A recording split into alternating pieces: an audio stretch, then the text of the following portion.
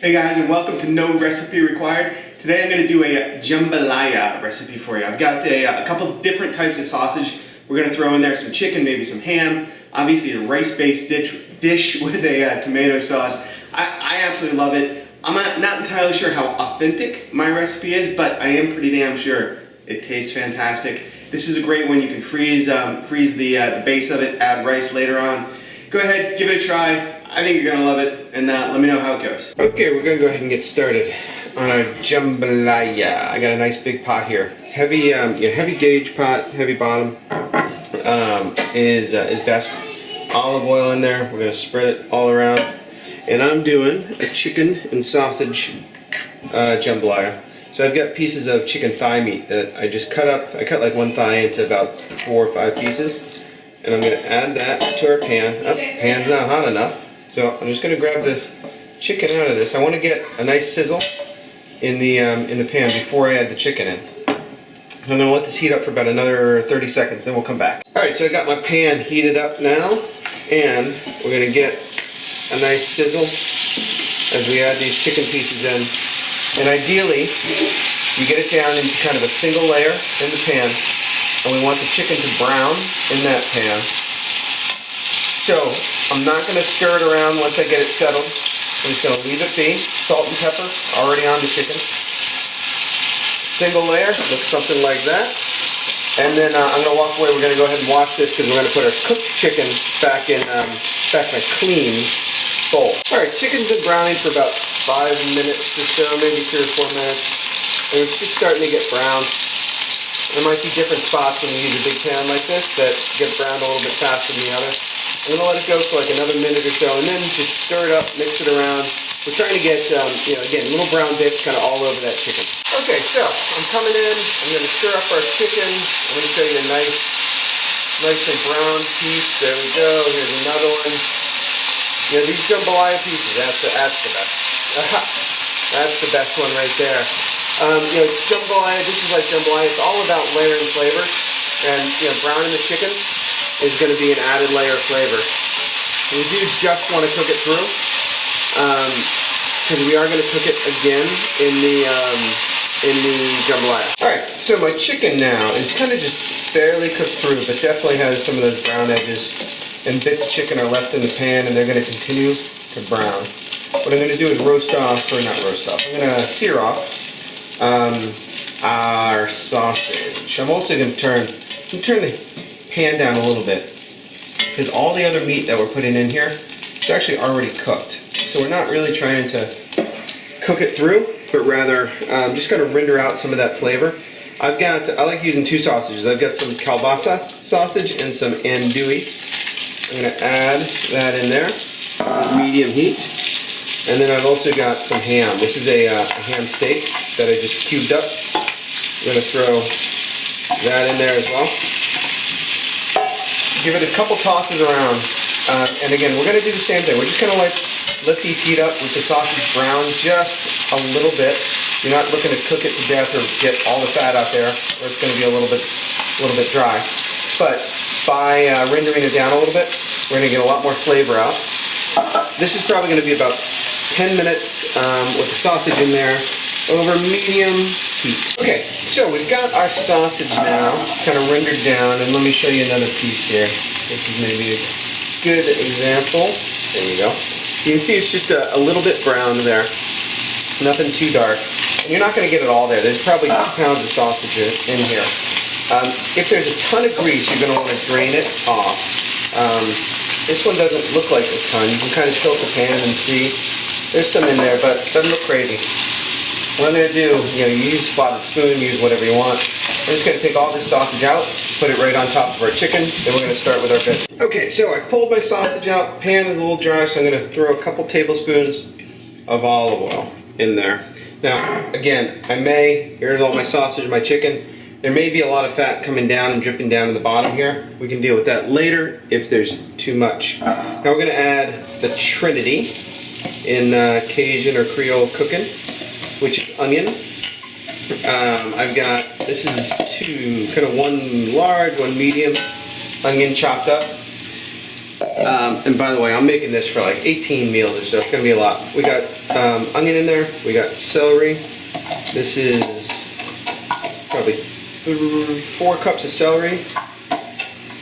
And then I've got green bell pepper here as well. And this is probably 6 cups or so. I don't get too hung up on the measurements. What I'll tend to do is try to use a little bit more onion than celery and bell pepper, but you know what, if it doesn't quite work out that way, it'll be just fine. I'm going to also go ahead and add about 5 or 6 cloves of garlic into the mix here. I'm going to cook these veggies over medium heat until they're wilted down. You're going to be amazed, like it's almost half the pan here. After about 15 minutes of cooking over medium-high heat, these are going to go down to less than half the size, what they are right now. Alright, so you can see how I'm talking about how reduced down those veggies get. Now we're going to add a couple spices and herbs. This is dried thyme. What do you call that? A little pinchful or so. Then we've got some oregano. I'm going to add just the same amount. A touch more. And then I've got a couple bay leaves, which are still wrapped in the package. That's fairly annoying. Let's see if we get these out. Bay leaves are the only ones here. We got to make sure we pull the bay leaves out. You don't eat bay leaves. Now cayenne pepper is cayenne pepper. You don't put the whole container in the thing. I'm adding just barely a touch because I tried that sausage the andouille and it's already pretty hot, and my family doesn't go crazy on the heat. So I'm going to substitute a little bit of paprika, which does a similar thing to cayenne but without the heat. I'm going to add that in and just let those spices kind of open up a little bit before we add some tomato. Alright, so after a few more minutes we're going to add, I like that chunky tomatoes because I like some chunks of tomato in my jambalaya. That's 1 can. If you want to, you can certainly add another. Actually, I am going to add another. Alright, here's my 1 more can of tomatoes. This is a total of 42 ounces of tomatoes. You know, you want it to be a tomato based jambalaya. There's a tomato based dish. The other thing we're going to add, because we're going to add rice to this eventually, is some chicken stock. If you really want to, you can add some water. But you want this to be fairly soupy, because again, that rice is going to absorb a ton of liquid as it cooks. You can always add a little bit more chicken stock, not a big deal. And some recipes will call for you to put the meat right back in, but I actually like to take this, put it on a simmer, let it cook, let these vegetables kind of meld together, let the flavors of the bay leaves and everything like that come together. So I'm going to bring it to a very light simmer, throw the lid on our pot, and just let it cook for about an hour like this. Alright, so I have let, ooh, that is hot. I've let my my tomato and vegetables just kind of cook down. Those bay leaves are still in there, that's perfectly fine. And just the flavors come together. Probably 2 hours. You can let it go all day, it doesn't really matter. I'm going to take our chicken, our sausage, our ham, and add this back into our pot. And what I'm going to find, I can tell already, is I've got a very thick, crowded pan. Not a lot of moisture in there, which means I'm not going to be able to put a lot of rice in there.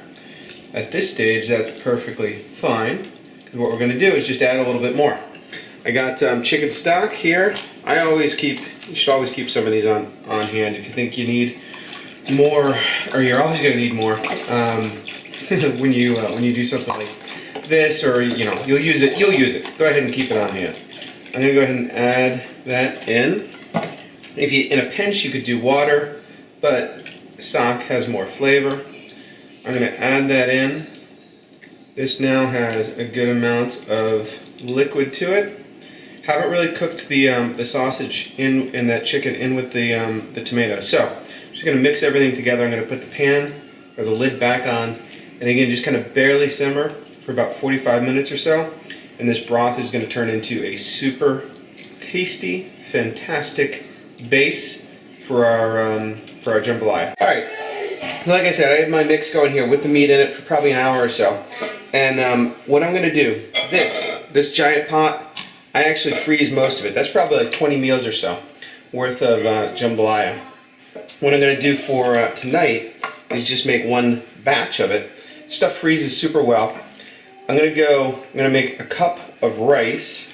To do a cup of rice, I'm gonna use about 5 to 6 cups of the mix. You know, sausage and peppers. I'm not sure how many that was. I'm gonna call that one 3. I'm gonna call this one 4, and we're gonna do this one 5. You wanna make sure you get in there, you get it all done. Actually, that's good. We're gonna go with it.